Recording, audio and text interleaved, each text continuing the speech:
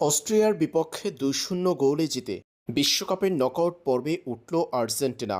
পাশাপাশি আর্জেন্টিনার যে গ্রুপের গ্রুপ চ্যাম্পিয়ন হওয়া নিশ্চিত।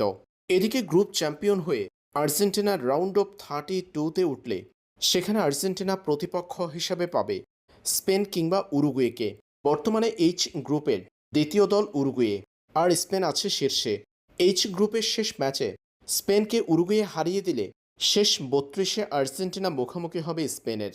আর শেষ ম্যাচে স্পেন জিতলে সেই ক্ষেত্রে সহজ হবে আর্জেন্টিনার পথ, কারণ তখন উরুগুয়ে পরাজিত হলে উরুগুয়ের থাকবে ২ পয়েন্ট এবং কেপ ভার্দে এবং সৌদি আরাবিয়ার মধ্যকার ম্যাচে যদি কেপ ভার্দে জয় পায় সেই ক্ষেত্রে এইচ গ্রুপের দ্বিতীয় দল হবে তারা। তখন আর্জেন্টিনা রাউন্ড অফ 32 অর্থাৎ শেষ ৩২-এ মুখোমুখি হবে কেপ ভার্দের। তাই স্পেন উরুগুয়ে ম্যাচে চোখ থাকবে আর্জেন্টিনার।